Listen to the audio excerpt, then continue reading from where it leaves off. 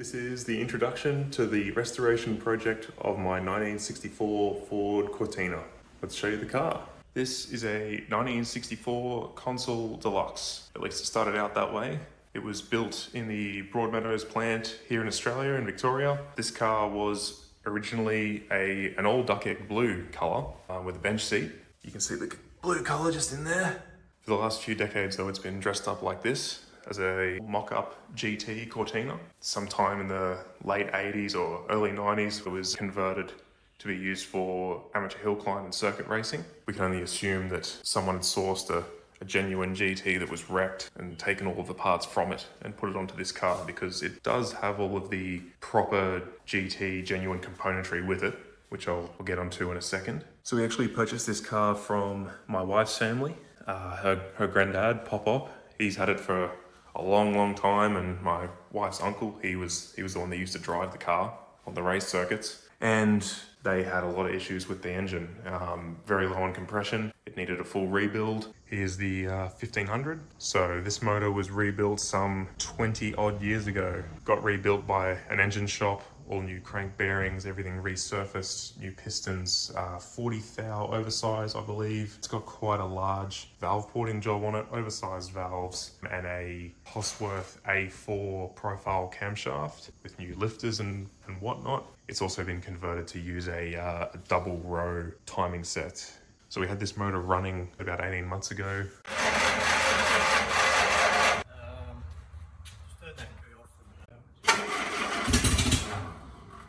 Did a few preliminary sort of checks before you want to start an engine, prime all the oil galleries and check all the fluids and go over everything as much as we could. And we did manage to get the engine to fire up, albeit it didn't run terribly well, because we had a pretty serious leak from the intake boot on one of the carburettors, so it ran a little bit rough. Obviously, being the first run-in of the engine, tried to keep the revs up so to not cause any damage to that camshaft on the initial run-in.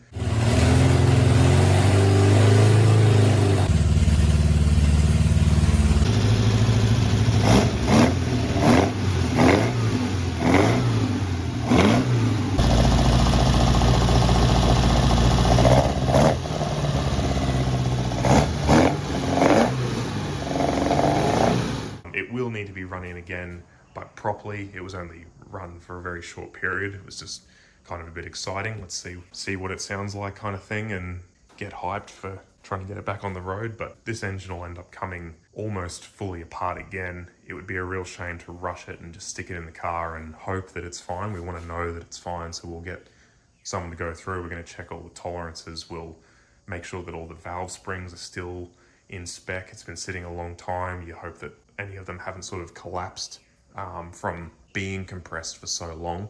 So just lots of little things like that. It'd be stupid to just rush it. It'll all be gone through properly. So we'll get to see it all apart at some stage, and then run it in properly at home on a stand with some gauges to monitor temperatures, and have a radiator set up with a fan and everything like that. Get it all properly run in before it ever goes back in the car, once the car body work and things are all done.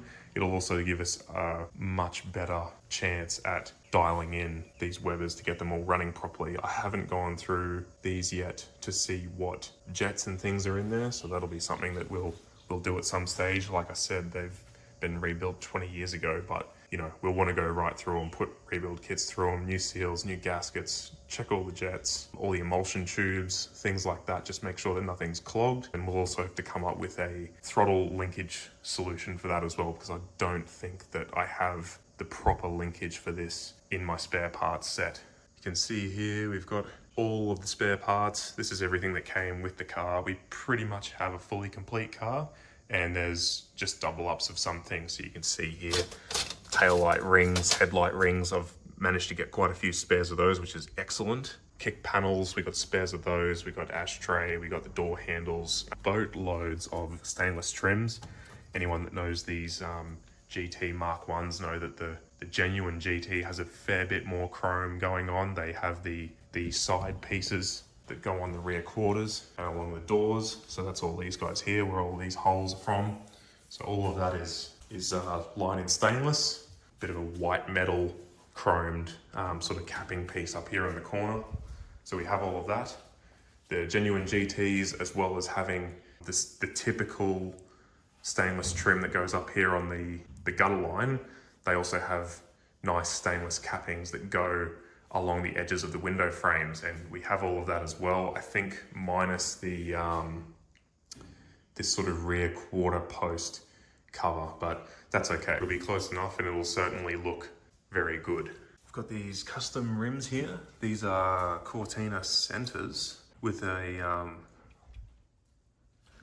HD Holden outer rim.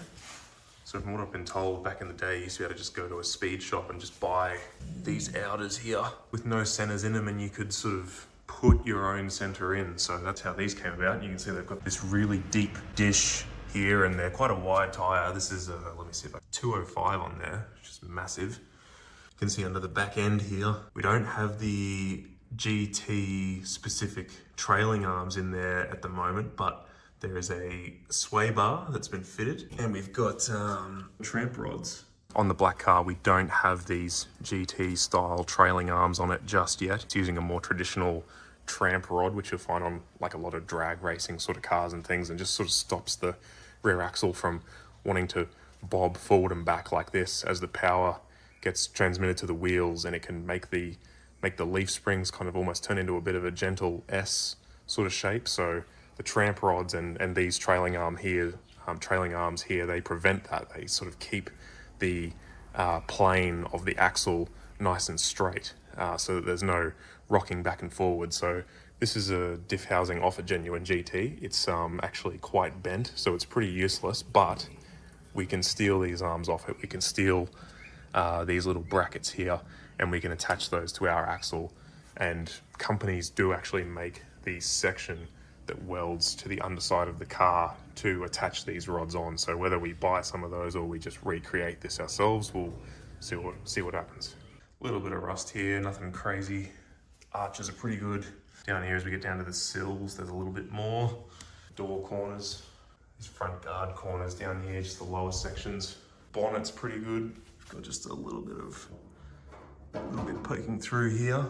This front corner, it's a bit of a shame. It's not rusty, but someone's had a bit of a knock on it. They've put a few wrinkles in it. I've got a spare guard in the shed there, and we might be able to sort of pull this out and cut around down here and just replace that corner. Someone's obviously had early English style fender mounted mirrors at some point, and they bogged over these holes rather than welding them up, so we'll weld them up when it comes time for that. The outer sills, they're not terrible, but I think they'll end up just getting done anyway when this car gets fully stripped down and sandblasted, and you know, we'll want to just make sure that inside there it's nice and clean, get it full of cavity wax. This side on the rear quarter is a little bit more going on. You can see I've already cut a patch out of here, and there's a bit of pitting on the inside. I actually have a spare rear quarter for this car, but it's not for this side, it's for the other side, which is a bit unfortunate, but I should be able to rectify that by getting a repair section for down there, and then a repair section for this arch. And then just kind of, it won't be ideal, it'll be a little bit of a patchwork quilt, but we'll be able to make it work. This corner was just completely gone just from sitting. You can see that's the inner skin just there, and it'll need a little bit of attention as well. I've got most of the loose stuff off, but yeah, a little bit of Swiss cheese. The boot lid's pretty good. It's got a few dings and things like that in it. I don't know how straight it is, and you can see there's a bit of filler here. I sort of picked it apart anywhere that was blistering, just to see underneath. So we may use this boot lid, we may not. I actually have a spare out here, which looks pretty rough, but I think this one's quite straight underneath all of that sort of scabbiness. There's the spare quarter and the spare guard that I was talking about. That original front passenger door you might have seen on the car, it's got a brown one. That original door, whoever repaired it last, they've put an aftermarket outer skin on it, but they never treated the inside, so it basically just rusted out terribly, and for the life of me could not get these panel gaps to sit right. So this was a spare door that family had, and threw it on. Sure enough, gapped perfect straight away, and it gives us a lot better starting point to work with for that door. If we see inside here, the floor is actually quite good on this car. Very luckily, the floor, inner sills, things like that, I think we're going to be pretty good there. There's a few dings because it's obviously quite low, so I'd say it's taken a few hits and things when it's been out and about on the track. This part here is a little bit, how you going? That gives us a better look at it. Yeah, you can see this corner here. We're going to have to cut that out and do it sort of again and a little bit better. Starting to seep in through there, but all in all, not too bad. Tunnel's pretty good. Dash is obviously pretty good. Most of these doors touch wood, apart from some issues with the skins, as I've shown. They're all pretty solid. The roof's good, all the turret, all the rails, fairly rust-free. Windscreen edge is pretty good. I've got a few ripples and things in here. You might be able to see that on camera. Yeah, you can kind of see it. See if we can get that light. Anyway, we might be able to get a paintless dent repair guy to sort that out. The engine bay on this car is pretty good. Got a few things that we need to address. Let's see if I can pick it up on camera here. This is where the throttle mounts for the carburetor. So we have like a little pivot piece that hangs off here, and then the throttle rods sort of come forward. This is actually cracked just here, but shouldn't be too terrible to repair. Just little things like that, really. You can see the battery tray isn't there. That's because this car was running the battery in the boot area while it was set up for racing. I'm probably going to keep it like this, just keep the battery in the boot. I think it just keeps it a little bit cleaner. Plus, obviously, the tray is missing, and I don't know if I could really be bothered to pay the money for a genuine replacement when we can just put it in the boot. These strut tops are a bit of an interesting setup here. You may be able to tell on camera, you may not, but it looks like the holes for the strut top have actually been re-drilled further inside. You can probably make it out from this hole just here. Kind of why this car is able to run such a wide tire, because it effectively gives it just a massive amount of front negative camber. So how that actually handles on the track, I have no idea. It was so long ago that this car was in use. I don't know if anyone would really be able to speak to what sort of improvement it made. When we get this on the road, this may end up having a set of like resto mod type coilovers put in it, and we may just use the original strut top holes and use some sort of negative camber adjustment plate to get it to the point where the tires can fit in the way we want them. It just seems a little bit flaky doing it like this. This heater box intake is pretty good on this car. This is one of the areas I think I was just nervous about when we brought it home. It's just, I've had old Valiants before, and if anyone's had an old Valiant, they'll know that they always go in the plenum where the heater intake is. I mean, I don't know, maybe it's less common for these things, but we've got a little bit of rust just down here on this seam. So what I am actually gonna do is drill out all these spot welds. You can see I was testing out the spot weld cutting bit just here. I'm gonna drill them all out and obviously fix up the outer cover. I think it'll just need a few small patches and stuff like that. And we're going to put riv nuts into the firewall, put some sort of a butyl tape gasket between the two, and then this section will be able to be bolted on, and it can be then removed for cleaning. And it also just makes it a bit easier to put some anti-corrosive coatings in there without having to worry about disturbing any of that when I go to weld that panel back on. I just think having it removable is just going to make life a little bit easier for cleaning. Obviously this top panel here, that's normally removable. So this is what's called the early pre-airflow Cortina, and one of the things that gives that away is these early style oval indicator cutouts. So the later Mark 1 Cortinas actually had the indicator sort of like a square blocky style, and it was built into the grille. These ones, they're separate, and I quite like the look of the pre-airflow ones. Really like the original pre-airflow style grills. It's just nice and simple. This one's, the center section's painted black, and we've had these little leather straps added to keep the bonnet pinned down as part of racing sort of safety standards and things, and we may keep that. I think it is a bit of a nod to what the car was originally used for. It's the other giveaway that this is, as I said, pre-airflow car, is the absence of any vent being used on this C-pillar. So the later ones, the whole reason why they were called an airflow model is because they had a sort of vent grill here on the outside, as well as a matching panel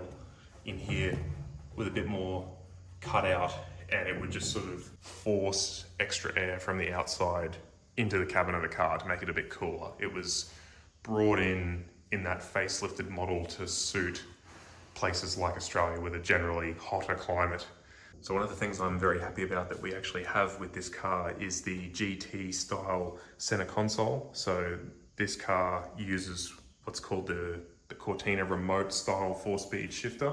That's what was factory fitted to the standard GTs. So you can see here we have this sort of long cast iron block that comes off the top of the gearbox here, and that sticks out and that goes under the center console and just gets the shifter into a more comfortable position for driving and gives it a more refined feel. It's less sloppy, it's less hard to find gears. It's just overall a much better setup, and these things are actually getting a little bit trickier to find now. If you had to buy one or find one, I don't know, I think it would be a pretty expensive exercise, so it's very good to have it. This is the matching genuine center console just up here. So it needs a little bit of work and a bit of re-trimming, but all in all, we have everything that we need to recreate that GT style interior. Speaking of the GT interior, another one of the pieces that we're very glad to have is this this quite unique triple gauge cluster. So to my knowledge, the 1964 factory GTs were the only cars to be sold with this style triple cluster. There's probably some exceptions to that in other world markets. I know that South African super model Cortinas had this as well, but the car being a Consul Deluxe or really anything other than a GT would have shipped with this style cluster. So we got the 2 gauges with a combined fuel and temperature gauge there, sort of indicators over here on the side.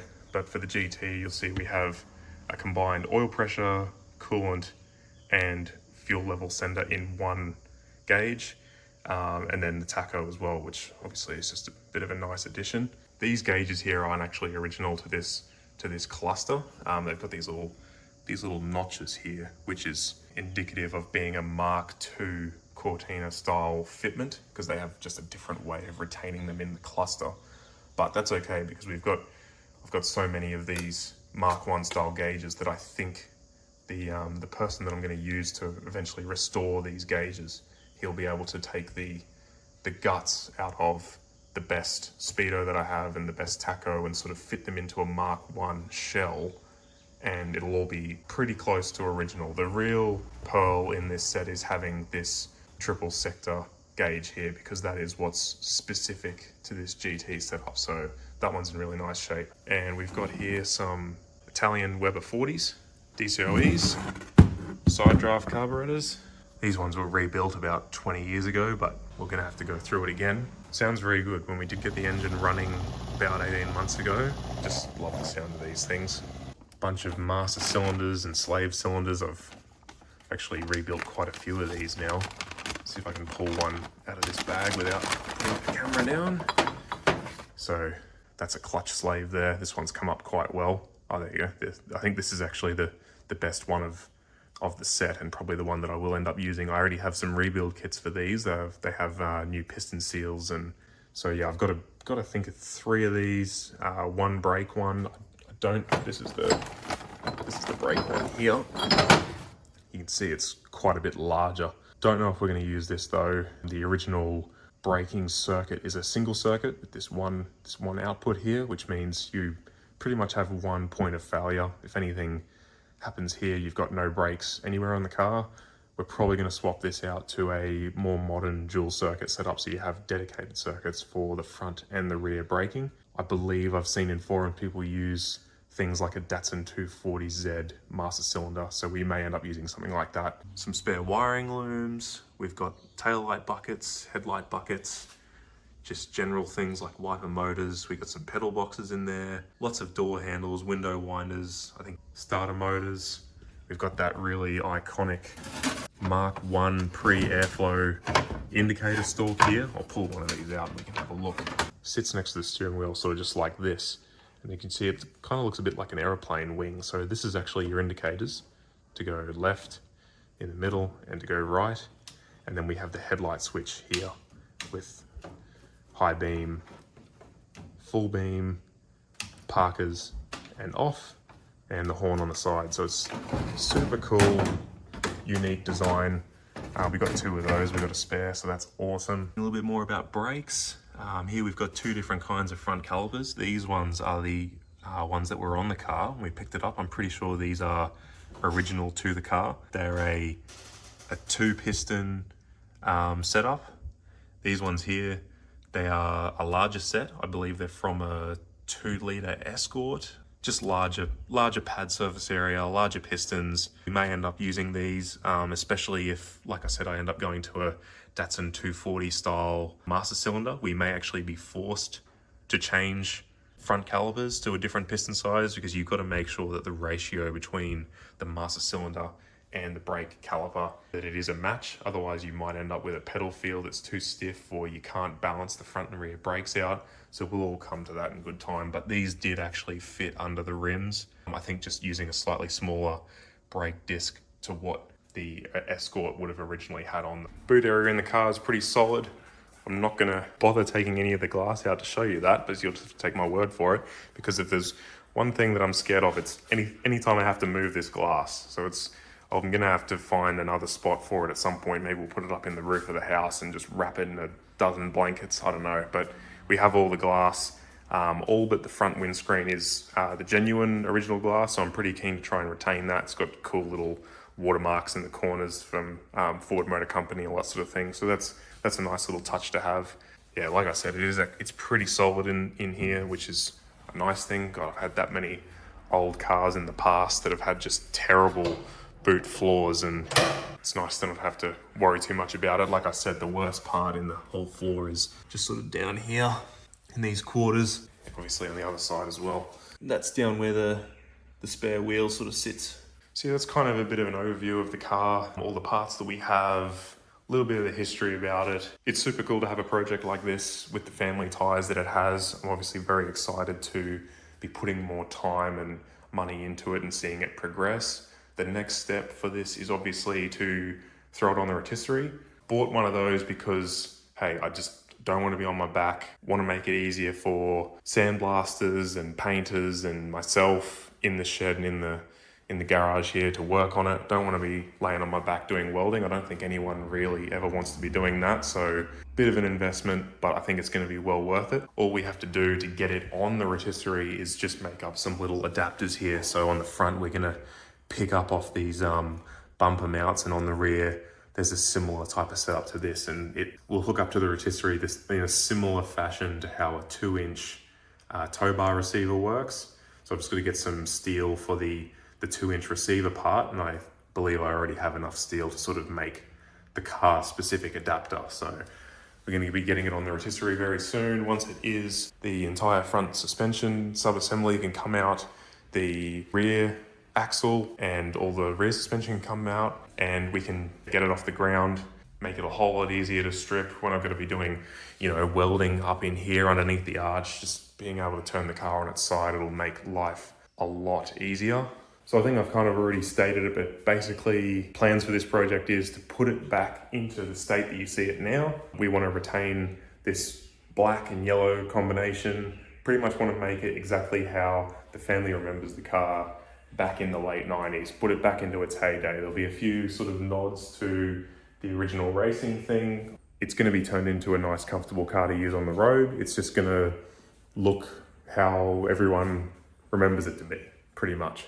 The interior is going to be red.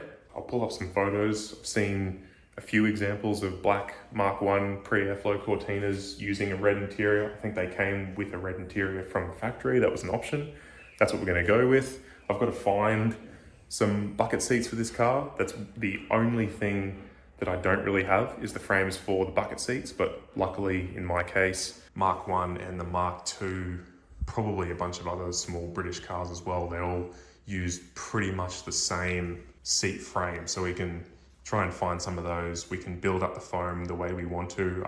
I've done it before on other cars, sort of custom shape the foam. So we might be able to put a bit more of a modern support onto that seat frame, and everything will all just get retrimmed together. I want to get it all properly done at a trimming shop. It can all be the same color, and they can do things like the dash pad and whatnot at the same time, it's a little bit of a trickier job, and let's face it, I think someone that's been doing it for a long time and has thousands of hours of experience in doing that job, they're going to do a lot better job of that than I think I could ever hope to. But I'm always going to try and do DIY where I can, but you got to know where to draw the line. The next video is going to be getting this car from the rotisserie.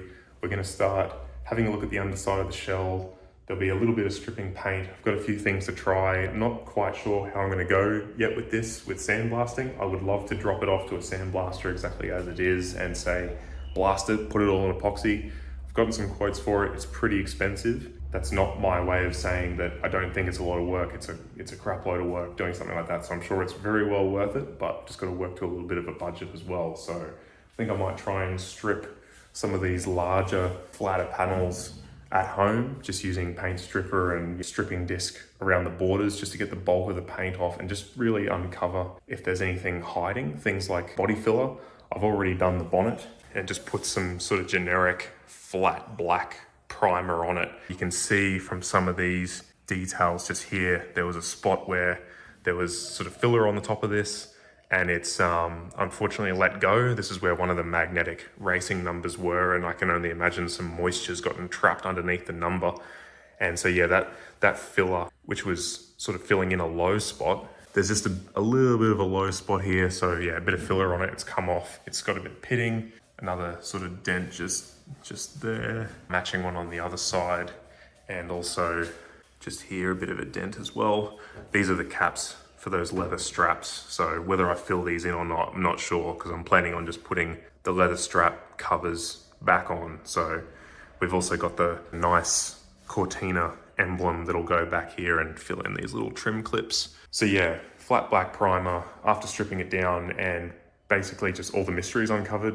Before I stripped this down, we sort of knew that there was filler on it from where it had peeled off, but you don't really know to what extent. And it's the same thing with a lot of these other panels. Like, you start peeling away at it and you can see here, like, we've still got a bit of filler. It's not crazy thick, but it's not nothing. And I think if I can find all of this on the main exterior flat panels initially and just put generic coating on it, just whatever's cheap to keep the surface rust from forming, that sort of thing. Whether or not that saves a bit of money come time for final blasting, not sure, but I guess it means that I've got more time to save up for the full car blasting and epoxy coating, and I can be still chipping away at the bodywork in the meantime. Yeah, I don't think it'll be too bad. I think we've already found most of the serious body filler, because that's the parts where it started to rust. So anywhere that was of real concern, it's already reared its ugly head and we've already found it. So yeah, by ways of an outro, I suppose, this was me just trying to put out there a little video on this project and what's going to be involved with it, where we're at with it, and yeah, by all means, leave a comment and subscribe if you want to stick around and see where it goes. Cheers.